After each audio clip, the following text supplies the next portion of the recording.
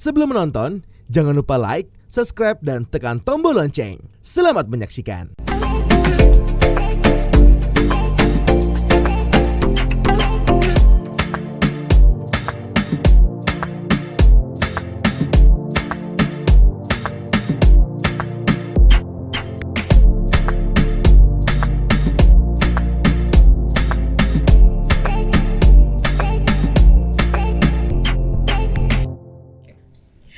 Hai semuanya, welcome back bersama aku kembali Yunika Swandi, Putri Bumi Indonesia 2021 dalam Sustalk atau Sustainability Talk. Nah teman-teman, di sini kita akan ngobrol-ngobrol singkat mengenai sustainable atau tentang lingkungan nih teman-teman pastinya. Nah sesuai janji aku, kalau aku akan mendatangkan bintang tamu yang terfavorit dan bintang tamu yang pastinya memotivasi kalian. Aku udah ada mendatangkan salah satu tokoh di balik TikTok lah, Shadow Prophet. Nah, kalau misalkan kalian udah ngeliat story di Instagramnya putribumi.id, ada konten TikTok nih teman-teman tentang sustainable fashion. Ini nih salah satu tokoh yang aku undang ke sini. Itu adalah Kak Alita Claudia. Hai Kak Alita. Wow, cantik sekali Kak Alita hari ini. Aduh, bisa aja. Terima kasih Kak untuk waktunya udah mau sempetin datang dan ngobrol bareng aku di sini. Sama-sama. Nah, kita di sini juga mau ngobrolin tentang sustainable fashion seperti yang tadi udah aku mention. Nah, Kalita tak kenal maka tak sayang. Wes, gitu ya. Kayak udah bosan gitu ya dengernya. Boleh dong Kak, selain perkenalan nama dan mungkin profil singkat gitu ya, sama kegiatan-kegiatannya apa nih? Oke. Halo semuanya, nama aku Alita Claudia. Kemudian apa ya? Aku adalah seorang content creator yang fokusnya itu di sustainable fashion. Saat ini platform aku untuk bikin konten itu di TikTok. Kemudian apart from that, aku juga kerja pastinya di satu digital media di Jakarta ini gitu. Oke, wow, sibuk ya, career woman gitu ya, istilah gaulnya gitu ya, wanita karir. Wow, wah Kak, aku penasaran banget ini kan Kak Alita fokus sama content creator tapi juga full timer di digital media gitu ya. Kenapa Kak Alita mau di tengah-tengah kesibukan kan grogi nih teman-teman nih, di tengah-tengah kesibukan Kak Alita bekerja itu, kenapa Kak Alita masih mau ada niatan untuk mengedukasi orang-orang khususnya di TikTok gitu, padahal orang-orang kan kalau misalnya lagi ada waktu kosong gitu ya, capek kerja segala macam, scroll TikTok maunya buat joget nih, misalnya joget ya, ataupun misalnya buat konten-konten yang lainnya. Tapi kenapa Kak Alita udah capek kerja nih misalnya, tapi Kak Alita juga mesti ngulik materi untuk apa yang mau Kak Alita share di TikTok, itu kenapa sih Kak? Oke, kalau kenapa aku main TikTok gitu ya, apart from kerjaan, itu sebenarnya karena ya bosan aja nggak sih, kayak kerja setiap hari, orang butuh hobi baru. Betul. Adalah hal-hal yang dilakukan di samping pekerjaan gitu. Dan kenapa fokusnya ke sustainable fashion? Karena sebenarnya dari dulu aku tuh suka banget sama yang namanya fashion. Cuman kalau misalnya bikin konten styling apa segala macam itu kayaknya udah banyak ya. Betul. Udah banyak, dan menurut aku nggak ada lah yang membedakan aku dengan orang lain gitu, dan aku toh juga nggak punya baju banyak-banyak amat gitu ya. Orang kan sekarang kan kalau content creator fashion itu kan sehari bisa ngepost berapa 2-3 kali OTD, selfie. Iya, benar-benar. You know, kalau misalnya dengan baju aku mungkin aku kayak udah selesai seminggu udah habis gitu ya. Langsung susah. Udah gak jadi content creator lagi nih gitu. Jadi kayak so along the way kayak aku menemukan lah, aku interested in fashion tapi di sub aspek yang si sustainable fashion ini gitu. Nah tapi kayaknya masih ada yang belum ngerti Kak, sustainable fashion itu apa sih? Boleh dong Kak mungkin dijelasin menurut Kak Alita apa sih sustainable fashion itu? Oke, aku akan mencoba menjelaskan dengan bahasa yang mudah diterima, dimengerti gitu ya. Betul. Jadi sustainable fashion itu kalau misalnya kita translate gitu ya ke dalam bahasa Indonesia, itu kan bahasa Inggris ya, kita translate dalam bahasa Indonesia itu adalah fashion atau mode berkelanjutan. Artinya apa? Artinya kita boleh nih bergaya, kita boleh nih ganti-ganti baju, fashion apa segala macam, tapi kita tuh nggak cuma fokus ke dalam satu aspek, yaitu aspek fashionnya aja. aspek jualannya aja, aspek kerennya aja, tapi kita juga harus memikirkan hal-hal yang lain gitu. Misalnya aspek pengaruhnya terhadap sosial, aspek pengaruhnya terhadap lingkungan, dan lain sebagainya gitu. Yang akan membuat sebuah fashion itu berkelanjutan nantinya gitu. Nggak cuma sekali pakai baju buang betul, gitu. Betul. Itu guys, jadi ada meaningnya juga teman-teman di balik kemauannya Kak Alita untuk menjalankan dan meriset konten meriset materi-materi tentang sustainable fashion ini. Ternyata ada kemauan yang lain yang Kak Alita rindukan tuh. Oh, Ciaila rindukan, oi. Nah, Kak Alita, kosakatanya seru ya. anak muda banget gitu ya. Iya. Nah, Kak Alita nih, Kak Alita ini udah mau, ini kan main TikTok awalnya pasti liatnya FYP, terus tadi ada kemauan juga buat edukasi orang itu kan. Tapi awalnya mau ngedukasi orang itu, apakah memang sudah direncanakan selain karena emang suka fashion tadi, atau karena lagi lihat-lihat orang nih, apaan sih orang dikit-dikit scroll racun TikTok, racunnya si toko oren lah, toko hijau dan toko-toko lainnya gitu ya. Itu yang bikin kadang sih aku kayak aduh greget sih kayaknya. Sebenarnya nggak ada yang salah sih dua-duanya, cuman itu kadang yang memancing orang untuk jadinya belanja terus karena selain murah ya orang juga lihatnya bagus gitu, padahal belum tentu akan dipakai dalam jangka waktu yang panjang. Betul. Nah, kalau Kak Alita sendiri apa yang memancing Kak Alita nih pertama kali buat? Oke.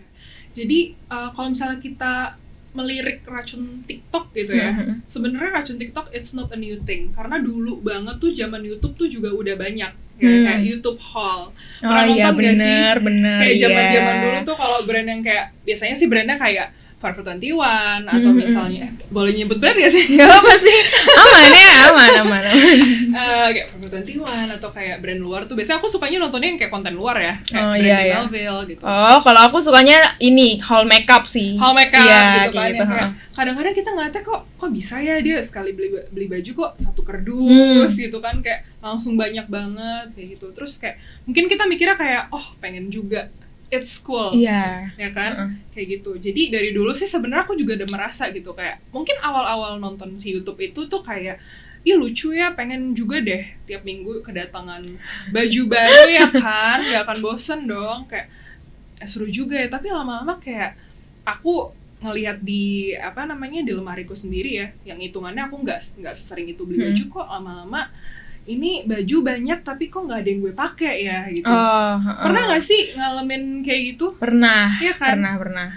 Ya kan, kayak kita buka lemari tapi kok yang gue pakai itu aja. Padahal kayaknya tiap minggu beli baju gitu. Tapi ternyata baju-baju yang aku pakai ini bukan sesuatu baju yang memang bisa dipakai untuk jangka waktu yang lama gitu. Dan yang baju yang akhirnya aku pakai sekarang yang itu aja itu adalah baju-baju yang memang bisa dipakai dalam jangka waktu yang lama kayak gitu. Jadi itu sih yang aku rasakan gitu pada awalnya. Oh gitu. Nah, kalau aku beda ceritanya. Kalau Kak Alita emang maunya beli sekardus yang dipikirin karena bajunya dipakai jangka panjang atau enggak. Kalau aku mikirinnya kok dia bisa ya dapat duit dari mana ya beli baju sebanyak itu langsung ya. Ya kan, sama kayak, kan gila. Dari mana? Apa gara-gara dia emang buat YouTube, dapat duit dari YouTube terus dibeli baju gitu ya. Itu kan kadang-kadang yang kita nggak tahu sebagai consumer ya.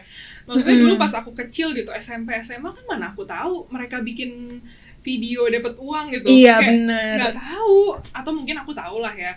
Cuman aku nggak tahu sebanyak itu kan. Maksudnya dulu kan aku pikirnya kayak mereka akan dapat uang per kliks lah, berapa sih yang klik, ternyata banyak ya kan. Aku nggak, pada saat itu aku nggak tahu lah. Iya, sirik lah dulu ya, sirik dan pengen menjadi mereka. Iya, wajar lah ya, wajar. Semua orang dulu pernah jadi YouTuber juga ya. Iya benar. Sekarang kita podcaster berarti. Nah, kalau tadi kan Kak Alita juga mengedukasi orang dari menjadikan konten kreator gitu, menjadikan diri Kak Alita menjadi konten kreator fashion gitu. Ada kesusahan apa sih Kak? Paling kalau orang-orang kan mungkin kesusahannya meriset materinya kah, atau gimana caranya Kak Alita? Kalau misalkan orang-orang kan sambil joget sambil ngasih tahu nih. Betul. Biasanya kalau medis gitu kan sambil joget tapi sambil ada infonya gitu yang buat dibaca gitu. Kalau Kak Alita sendiri gimana nih? Tantangan ya berarti ya. Tantangannya sih cukup banyak sih. Yes. Sudah disebutin satu-satu. Aku Yang sebutin pertama. satu-satu ya. Jadi Iya. mungkin pertama tantangannya itu adalah cari materi gitu ya. Pasti. Cari materi, dan materinya itu kadang yang pertama harus reliable, harus relevan gitu ya. Kalau misalnya aku bawain materi, let's say pencemaran lingkungan akibat fashion gitu, tapi datanya 20 tahun yang lalu. Ngapain aku info Iya, sekarang betul. kan? Kayak Udah nggak relevan basi lagi, gitu udah ya. basi gitu. Kayak gitu-gitu sih, itu yang pertama, nyari Materinya. materi gitu ya. Terus yang kedua itu antara lain tuh komen netizen. Oh, Komen netizen itu banyak yang kayak oke, sustainable is bullshit. sebel banget. Banyak banget gitu ya. Karena mungkin mereka mikirnya itu it's only apa ya namanya, kecil lah itu untuk dilakukan. Kalau gue melakukan sustainable fashion, I will not change the world in any way. Mungkin mereka berpikirnya seperti itu ya. Padahal kan small steps is also a step. Matter gitu, right? iya. Small steps matters ya kan. Jadi ya kayak gitu-gitu sih, itu antara dua ya yang bisa aku sebutin. Gitu. Ternyata ada juga ya komen netizen yang ngeselin kayak gitu ya. Tapi Khalita jawab nggak? Atau mungkin jawab pakai video gitu? Kadang-kadang aku jawab pakai video, tapi kadang-kadang as a content creator ya, you have to be used to Ya hate sih, comments. benar. Karena kadang-kadang ya ketika aku buka hate comments itu, terus misal aku klik gitu ya orangnya, sometimes it's just fake profile lah. Oh iya, benar. Atau apalah, kalau misalnya dia yang kayak normal people yang kayak also posting TikTok videos, terus kayak nggak di lock account-nya. Jadi kayak misalnya kamu nih komen aku ya, kayak aku dengan senang hati membalas gitu, dengan ilmu yang aku tahu tentunya ya, dengan sumber-sumber yang aku tahu. Tapi kadang-kadang kalau yang ngeselin gitu berarti udah ya udahlah fake account aja udah kayak kayak fake bilang. account, kayak kenapa ya harus menyebar hate gitu. Tapi no baper. Oh, hashtag no baper. Kalau misalnya mau komen, misalnya kayak kamu buka nih TikTok aku, kayak mau komen apa aja, nanya, itu kayak aku sangat menerima gitu. Mungkin itu akan menjadi inspirasi aku juga membuat konten gitu. Tapi aku nggak nyangka sih, maksudnya di konten edukasi pun menurut aku betah gitu nontoninnya. Ternyata hate komennya ngeselin juga. Bahkan tadi aku dengernya kok jadi kesel ya, soalnya kan niat kita baik gitu loh, ngasih tahu kalian sustainable itu penting gara-gara apa, terus pokoknya dengan banyak alasan lainnya gitu. Tapi ternyata dia komennya seperti itu adalah baru satu komen yang dikasih tahu, dan aku sudah tersulut emosinya sedikit gitu ya. Gimana Khalita langsung gitu loh. Nah Khalita, masih ada satu lagi. Oh iya, apa tuh? Masih ada satu lagi. Oke, jadi si sustainable fashion ini kan konsepnya cukup rumit gitu ya. Cukup rumit, dan mungkin nggak banyak orang yang tahu, atau mungkin cuma pernah denger aja kali ya. Karena kan sekarang banyak tuh brand-brand yang muncul kayak nanti di bionya sustainable fashion atau kayak ethically made gitu kan. Mungkin dengar aja, tapi mereka nggak tahu tuh misalnya, atau bukan nggak tahu ya, mungkin nggak terlalu paham betul lah arti sebenarnya dari sustainable fashion gitu. Jadi tantangan buat aku tuh adalah gimana menerjemahkan si konsep yang rumit ini ke dalam bahasanya TikTok gitu, yang kayak hahihi, kadang-kadang joget ya kan. Iya benar. Men-translate konten itu dalam waktu 15 detik atau 30 detik aja gitu kan. Kadang-kadang short videos kan TikTok kan. Apalagi kalau ngobrol, kalau ceritanya nggak seru, orang udah langsung scroll gitu. Paling itu tantangan berat ya. Nah tapi Khalita pernah nggak sih kayak kadang tuh kayak lagi capek nih, Khalita misalnya lagi capek cari materi atau lagi capek buat create videonya, terus sekali-sekali kayak pengen joget gitu, tapi emang kontennya udah buat sustainable fashion gitu, terus gitu. Pernah nggak sih kayak gitu? Aku nggak bisa joget ya kebetulan, jadi nggak akan. Mungkin make up atau tips catok. Iya, jadi aku kayak cuma bisa itu aja sih. Terus fashion ya, pernah jenuh gitu lah ya. Pernah jenuh, pernah ya. Makanya aku juga suka selingin kan kontennya.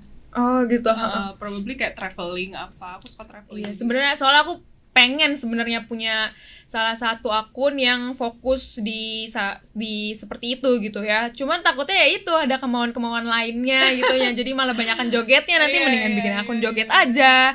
Ya nggak gitu. apa-apa kok, maksud aku kayak kita tuh bikin konten di internet itu kan for ourselves ya, and to benefit others juga. Jadi jangan yang kayak terpaku kayak oh itu sebuah pekerjaan kayak Iya sih, ya aku benar, harus benar, ngepost apa gitu. I don't think it's necessary. Nah, berarti ini Kak Alita apakah udah rutin misalnya 1 kali post seminggu atau masih yang kayak ya udah kalau misalkan dapet ya dapet, enggak yang enggak gitu?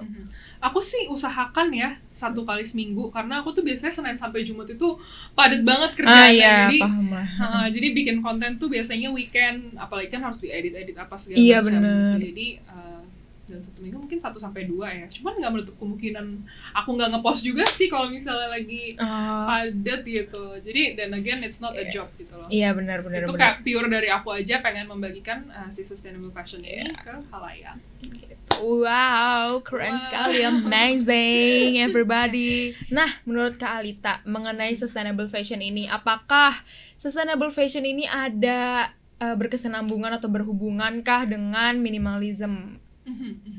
Oke, jadi sebenarnya aku mau jelasin dulu ya. Jadi kan sustainable fashion, what makes fashion sustainable gitu ya, ada banyak banget gitu. Jadi tadi mungkin aku udah sempat singgung juga. Jadi mungkin yang pertama tuh aspeknya adalah harus peduli dengan dampak yang ditimbulkan terhadap lingkungan gitu. Jadi dari produksinya tuh apakah hasil produksi kamu tuh bisa mencemari lingkungan ataupun tidak. Kemudian bahan yang kamu pakai itu apakah suatu saat nanti bisa terurai ataupun selamanya dia akan menjadi puing-puing gitu kan. Betul. Kayak gitu. Terus sisi lainnya juga ada dari aspek sosial gitu ya. Jadi pekerja-pekerja ini apakah mereka upahnya sudah terbayarkan dan apakah terbayarkan itu dengan cukup, apakah mereka mendapatkan hak-haknya mereka dan lain sebagainya gitu. Kemudian dan itu untuk dari segi produksinya ya. Tapi kalau dari segi behavior alias kebiasaan kita sebagai konsumen, gimana sih cara kita support sustainable fashion? Yang pertama itu kita bisa dengan minimalize consumption gitu. Jadi kalau misalnya kalian setiap minggu harus nenteng tas Zara, iya, kalau H&M ya. nggak kerasa tuh ya. Kalau nggak gatel ya. Baju tuh belum kalau beli apa-apa belum kerasa ya, apalagi kalau ke mall. Iya. Kalau nggak rasanya Nenteng belum ke itu mall. rasanya belum ke mall ya kalau belum nenteng. Apalagi sekarang kan lagi pada sale ya. Iya. Mid-year sale gitu kan, rasanya kayak gatel gitu kalau nggak gesek gitu kan. Kalau nggak gesek kartu. Nah, salah satu behaviornya yang bisa kita lakukan sebagai consumer itu adalah minimalize our consumption. Dan biasanya banyak content creator itu yang emphasize ke belilah baju-baju yang warnanya minimal. Belilah baju-baju yang cuttingannya timeless dan sebagainya. Alhasil kita jadi kelihatan kayak model Uniqlo semuanya. Ya kan? Jadi sustainable fashion jadi erat tuh kaitannya dengan looking so minimalism gitu. Jadi aku tuh pengen break that stigma sih. Jadi menurutku sendiri ya pribadi, karena aku suka fashion dulu sebelum aku tertarik ke sustainable fashion. Menurut aku pribadi fashion itu adalah sebagai bentuk ekspresi. Iya, betul. Gitu. Dan nggak semua orang bisa berekspresi dengan tone palette, dengan monochrome palette gitu. Nggak semua orang bisa berekspresi dengan minimalism intinya. Jadi for me fashion is still a form of expression. Tapi gimana caranya aku dan kita semua ini bisa bertanggung jawab sama apa yang telah kita beli ini gitu, dengan apa yang kita punya ini gitu. Oke, memang agak sulit. Coba nanti kalau misalkan kamu agak bingung boleh di komen nanya atau boleh. Kamu ulang aja ya di reply. Iya. Jadi intinya tuh apakah tadi sustainable fashion erat dengan minimalism? For me enggak berarti sama sekali. You can be sustainable and still looking colorful. Contohnya kalian lihat Diana Rikasari. Diana Rikasari itu adalah blogger. Mungkin kamu tahu Diana Rikasari nggak ya? Enggak sih, jujur. Nggak ya? Beda angkatannya soalnya. Gitu. Nanya dulu, kamu tahu Diana Rikasari atau nggak? Jadi Diana Rikasari itu adalah she's an Indonesian blogger. Jadi aku baca dia tuh dari aku zaman SMP atau SMA lah ya. Dan dia tuh dari dulu stylenya tuh yang kita kenal dengan sekarang tuh cewek kue. Oh wow, cewek kue. Jadi iya. bahkan cewek kue zaman sekarang kalah lah sama dia tuh, aduh kue banget lah gitu, Kue abis, kue abis. warni lah gitu kan. Dan kalau misalkan buka nih fotonya ya, misalnya kalian buka nih Instagramnya, nanti kayak you can imagine berapa banyak lah barang dia, karena tiap hari tuh banyak banget barang yang dia pakai, banyak banget warnanya. So it's clearly not minimalism. Tapi dia pakai semua barangnya. Dan kalau misalnya dia ada barang atau pakaian yang nggak pakai, di upcycle sama dia. Dan she's also promoting upcycling juga and recycling baju dan lain sebagainya. Jadi itu adalah salah satu contoh bahwa sustainable fashion tidak harus menjadi minimalism. Oh, seperti itu kawan-kawan, paham ke? Paham. Nah, terus tadi aku lihat juga ternyata aku baru tahu nih, ternyata sustainable fashion itu berhubungan juga di di balik produksi si baju ini. Apakah tadi orang-orang yang di pabrik ini yang membuat baju udah terbayarkan dengan cukup atau enggak gitu, itu juga nyambung ternyata ya. Karena aku emang pernah lihat gitu di TikToknya Kak Alita gitu ya. Aku pernah lihat lagi ngomongin si brand ini nih, salah satu brand yang emang ternyata bayar pegawainya ini nggak seimbang gitulah dengan apa yang dia kerjakan gitu. Mungkin boleh Kak kalau misalkan dijelasin lagi, mungkin ada orang yang mikir kenapa maksudnya sustainable fashion itu, karena yang aku tahu sustainable fashion yang penting kita beli baju tapi kita bisa pakai bajunya ini dalam jangka waktu yang panjang gitu. Tapi ternyata kenapa itu dihubungkan dengan si pekerja tadi. Ya? Oke, jadi gini, kalian tuh sadar gak sih misalnya sedang berbelanja di toko fast fashion gitu ya. Aku nggak usah sebut ya tokonya ya. Kalian nanti beli kaos diskon nanti harganya 50.000 gitu misalnya. Kalian suka mikir gak sih kalau misalnya itu kaos harga 50.000, berarti upahnya si orang itu dibayarkannya berapa ya gitu, karena 50.000 is very cheap, right? Bahannya berapa, kancingnya berapa, nanti misalnya ada kancingnya atau resletingnya, jahitannya berapa dan sebagainya itu. Jadi kadang-kadang ya apa sih yang membuat si fast fashion ini bisa menjual baju-baju dengan harga murah atau relatif murah lah ya. Aku nggak bisa bilang murah karena for some people tetap aja murahnya mahal gitu 50.000, right? Jadi kenapa fast fashion itu bisa menjual baju dengan harga relatif murah? Karena one of many things ya. Karena mereka tuh pernah lah ketahuan gitu tidak membayarkan upah pekerjanya dengan layak. Gitu. Misalnya kayak upah per hour di negara itu, misalnya UMR-nya berapa, tapi mereka dibayarnya itu di bawah itu jauh gitu. Mending dibayar ya. Kadang-kadang ada juga yang nggak dibayar gitu. Makanya banyak kejadian pekerja-pekerja tuh pada demo. Gitu. Oh gitu. Aku jarang sih untuk merhatiin kayak gitu ternyata. Iya. Makanya follow TikTok aku ya. Iya, makanya aku follow, tapi emang sekarang lagi sibuk rebahan aja sih. Rebahan ya. Enggak lagi.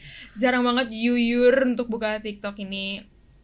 Nah, boleh Kak terakhir mungkin ya. Ini untuk tips-tipsnya kita bisa konsisten yang pasti ya. Nggak cuman komitmen doang di awalnya mau banget nih berapi-api untuk pindah ke sustainable fashion, karena orang mikirnya jadi sustainable punya fashion yang sustainable itu mahal gitu, karena kan brand-brand fashion sustainable itu kan cukup tinggi ya harganya ya. Nah, gimana caranya, tips-tipsnya mungkin buat orang yang mau memulai hidupnya terakhir kembali gitu ya dengan sustainable fashion gitu, itu gimana nih Kak? Oke, aku mau ngasih tips-tips ya buat kalian semua yang pengen memulai hidup menjadi sustainable fashion atau mendukung sustainable fashion. Pertama itu sebenarnya mindset sih. Mindset tuh gampang banget, mindset nggak perlu ngeluarin uang, nggak perlu pakai otak lah ya, pokoknya pakai otak. Pakai dong kan mind ya. Pertama mindset adalah untuk pakai baju yang kita punya di rumah. Gampang banget kan? Betul. Nggak perlu riset, sustainable brand mana ya yang mau gue beli gitu. Nggak perlu riset, pakai aja yang ada di lemari kamu itu di rumah sampai dia busuk worn ya, out membusuk gitu. Kenapa ya bahasanya membusuk? Worn out gitu ya. Dipakai lah maksudnya selayaknya bisa dipakai gitu. Lah. Kalau dia masih bisa dipakai, selayaknya lah. Kayak ini blazer yang aku pakai ini punya mamaku udah dari zaman kapan. Jujur aku juga Iya. ini punya tante aku Tante, sih. ya kan kita kan suka kan. Keturunan gitu ya. Iya, jadi kalau misalnya let's say kamu beli baju sekarang gitu ya, yang good quality gitu, pada tahun ini nih, misal kamu beli, kan nggak menutup kemungkinan nanti anak kamu bisa pakai. Betul. Kayak gitu. Tuh, jadi yang pertama mindset adalah pakai apa yang ada di lemari kamu atau di lemari bapakmu lah. Iya, lemari mama bapak kamu ya. mamamu gitu ya. Bisa kok, itu Biar bisa nggak semua bisa bosen, di style gitu. Iya, mix and match semua jadi Iya, cakep lah gitu. Iya, jadi biar nggak bosen kan lemari kamu atau lemari papa dan mamamu gitu. Tukar-tukaran aja nggak ada yang bakal nyadar juga. Tuker-tukeran, iya benar. Itu yang pertama gitu. Itu paling gampang lah. Yang kedua, ini gampang juga. Nggak pakai uang juga nih. Apa nih? Limit consumption. Limit consumption, jangan dikit-dikit kamu kena racun. Betul. Kamu butuh nggak itu? Jadi kayak Iya. ask yourself again. Itu sih yang mesti dikontrol ya, jujur. Ya kan, kadang-kadang kita kayak wow 50.000, ya udah deh nggak berasa gitu kan. Iya.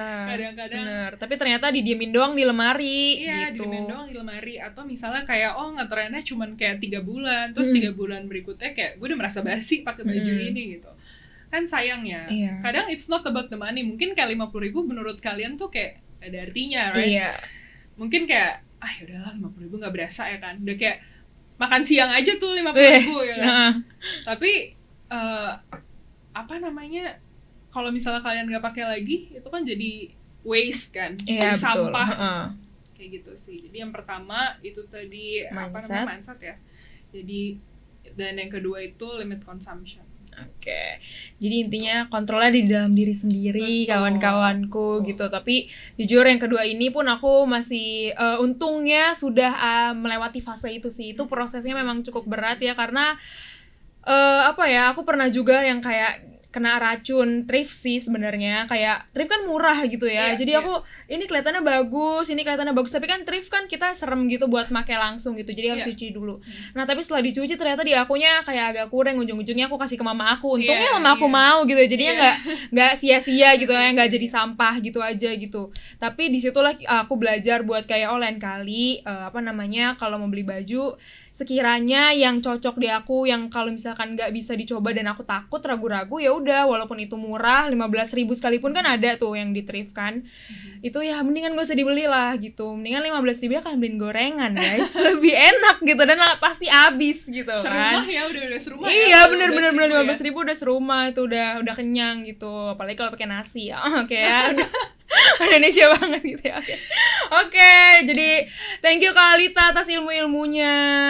Hari ini thank you juga udah mau direpotin. Buat teman-teman, banyak banget ilmu yang bisa diambil dari sustainable fashion yang sudah dibagikan oleh Kak Alita Claudia. Dan kalau misalnya kalian masih mau tahu banyak tentang sustainable fashion, kalian bisa banget untuk follow TikToknya Kak Alita. Nanti bakalan aku taruh di bawah ataupun ada di caption ya teman-teman, karena namanya memang agak susah ya karena apalagi nggak ada spasinya gitu ya di TikTok ya. Lah Shadow Prophet tuh kalian nanti Ya, itu udah sampai sebenarnya- mana gitu. Itu sebenarnya nama ada salah satu band favorit aku gitu. Jadi nama bandnya tuh not band sih, itu kayak duo kalau misalkan tau lah Shadow Puppet. Itu nggak kayak tahu. di-twist gitu. Jadi Oh Shadow gitu. Prophet. Nah itu tuh teman-teman deh, pokoknya nanti aku cantumin aja. Ya. Di situ kalian bakalan dapat ilmu yang lebih banyak lagi. Thank you teman-teman yang udah nonton. Jangan lupa untuk terus menyaksikan Sustainability Talk bersama aku Yunika Suwandi, Putri Bumi Indonesia 2021. Dadah. Oke pemirsa, see you!